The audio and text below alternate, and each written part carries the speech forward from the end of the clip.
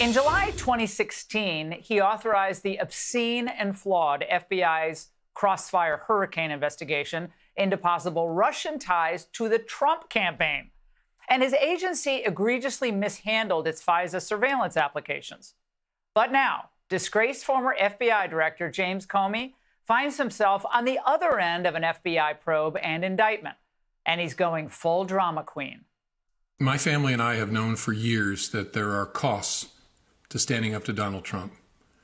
But we couldn't imagine ourselves living any other way. We will not live on our knees, and you shouldn't either.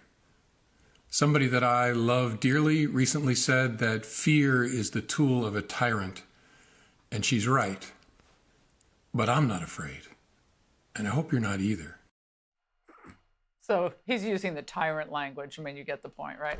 Maybe that entire thing would have been more convincing if he wrote it in shells. Shortly after he was indicted for perjury and obstruction by a grand jury in the Eastern District of Virginia, Comey sounded like a political candidate almost who's afraid he's going to lose.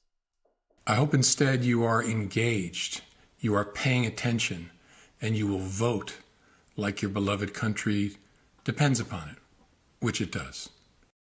Now, onto the indictment itself, we need to emphasize that even conservative legal minds, respected people, don't think it's necessarily perfect.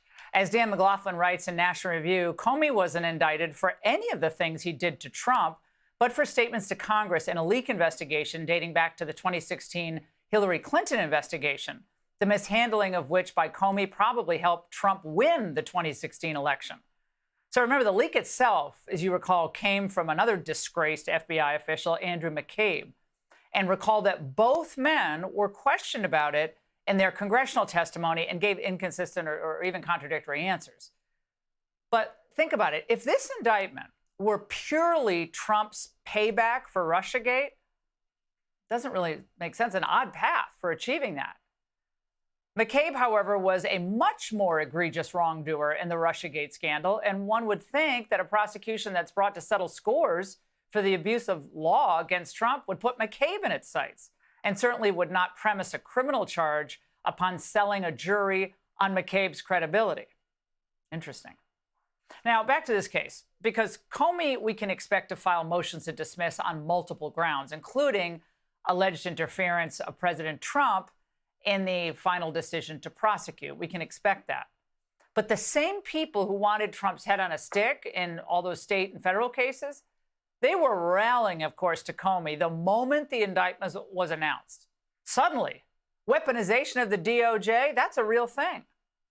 Can you imagine if the next president decided to weaponize the Attorney General's office to go after the Trump administration? It is a really dark, sad, scary day for America. It's an awful day for what's supposed to be a free country. He will come after you if you ever dissent against him.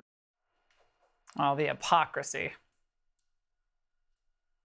Are you worried now that the next time there's a Democratic president, they will indict your FBI director or people in your administration? That's what they tried to do, right? They did it with me. For 4 years, they went after me. They went after me for 4 years, and that doesn't include the 4 great years that we had in the White House. No one should forget that we are where we are because of James Comey himself. Over the years, he's carefully cultivated his image as a by-the-books kind of guy, ironclad, nonpartisan defender of justice. But look, we know the opposite's true, and it came at least to President Trump. Because Comey thought, and he admitted this, that, he's kind of infallible. Why did you write this book? I could be useful by offering people a vision of what ethical leadership looks like. What an imperious prig, ethical leadership. Now, if Comey could have been indicted for destroying the public's trust in the FBI, well, the prosecution's case would have been a slam dunk. From his sleazy surveillance operation to his reliance on the phony Steele dossier, to his selective leaking of info indirectly to the New York Times, Comey was corrupt to the core.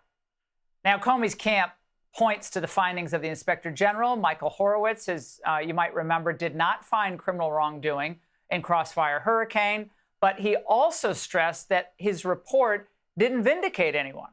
He said our review identified significant concerns with how certain aspects of the investigation were conducted and supervised.